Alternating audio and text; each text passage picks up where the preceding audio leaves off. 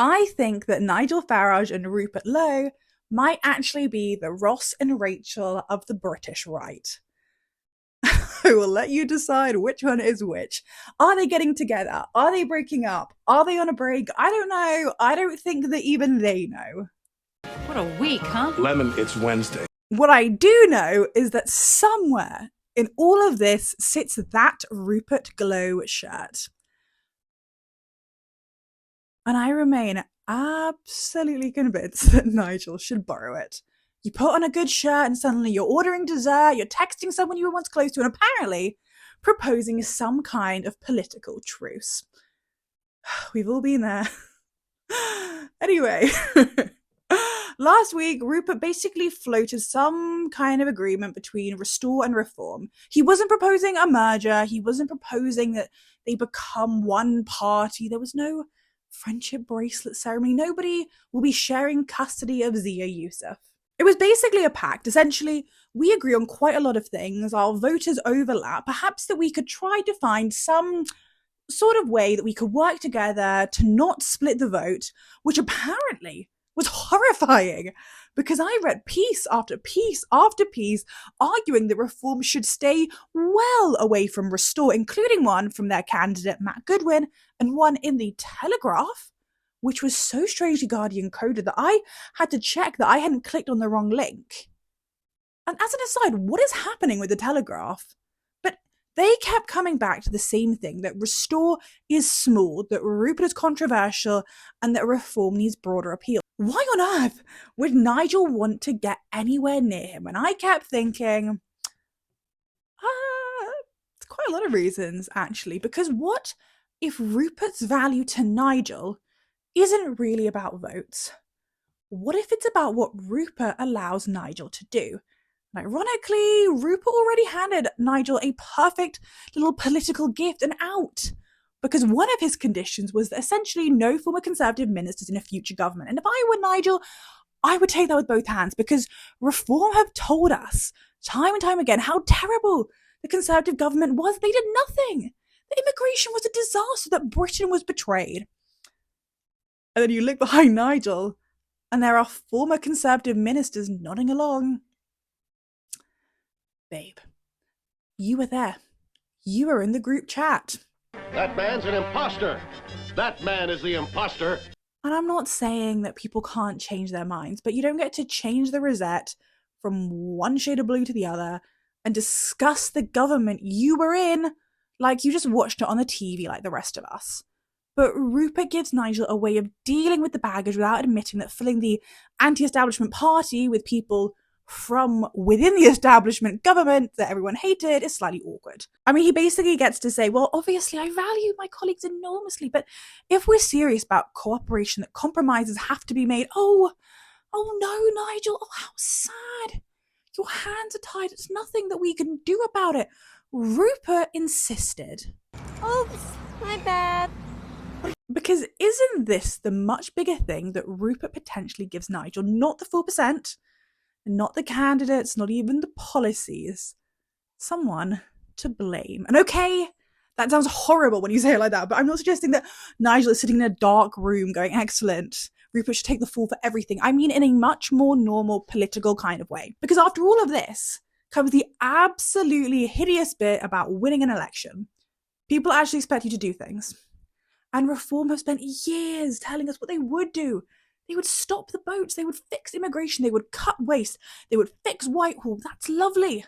I am also partial to a 3-word slogan. Imagination. But once you're actually in government, you kind of have to do it.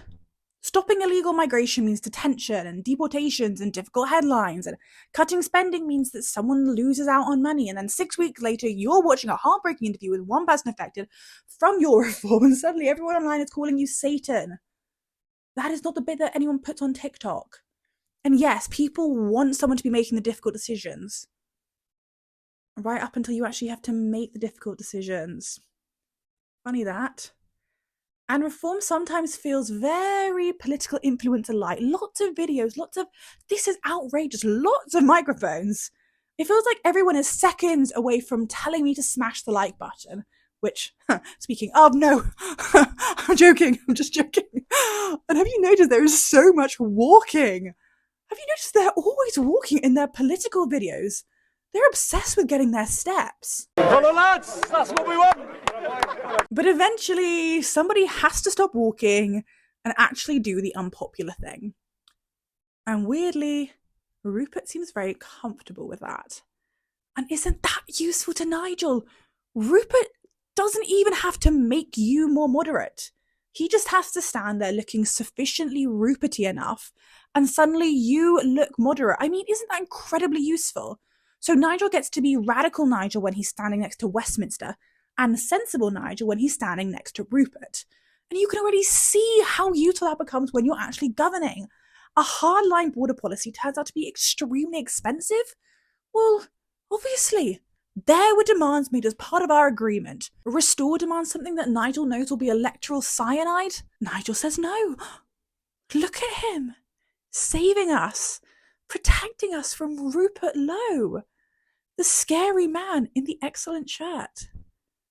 Nigel gets to be both the person pushing Britain further and the person heroically swooping in to stop Britain from going too far. I think that's personally a pretty good gig. And this is where I begin to think more and more about Nigel, because I have increasingly wondered if his dream has changed. For years, Nigel had possibly the most romantic position in British politics. We never actually had to move in together. He could remain the political one who got away. The Prime Minister who never was, the man who would have fixed everything if we'd only let him, if only Westminster had listened, if only the establishment hadn't stopped him. The political one who never was, and maybe he would have been brilliant. And that's the beauty of it, because nobody can prove a hypothetical wrong. Hypothetical Nigel is the boyfriend you never moved in with, so of course he's perfect. You've never seen him load the dishwasher. Hypothetical Nigel never discovers that his favourite policy costs £6 billion more than he thought. Hypothetical Nigel never has to explain why something still hasn't happened 18 months after he promised it. Hypothetical Nigel walks on water, sorts immigration out during lunchtime, and is home in time for a pint. Hypothetical Nigel is phenomenal. Honestly, what a man. But now reform is a serious political force, and people aren't just being asked whether they like Nigel. They're being asked whether they like Nigel in Parliament, because being the Prime Minister that Britain should have had is sexy, politically. You know what I mean. Being the actual Prime Minister on a wet Wednesday, when something has gone wrong with the bond market and everyone's council tax has gone up, yeah, that's less sexy. And worse, Nigel won't get a honeymoon. Nigel walks into Downing Street on Friday, and if a boat lands on Saturday, by Sunday, somebody has already named them Farage's Ferries. That's it. And yeah, obviously, I know that you cannot rebuild Britain's border system between Buckingham Palace and Downing Street, 10 or north. Who knows what we're going to be doing with that? But Nigel has spent years saying that the problem is that politicians don't have the will. Okay. You're the politician now. Go on then. And that has to be terrifying, right? Surely there must be a moment where you look at all these expectations that people have built around you and you think, oh my God. Because people don't just think that reform will reduce immigration.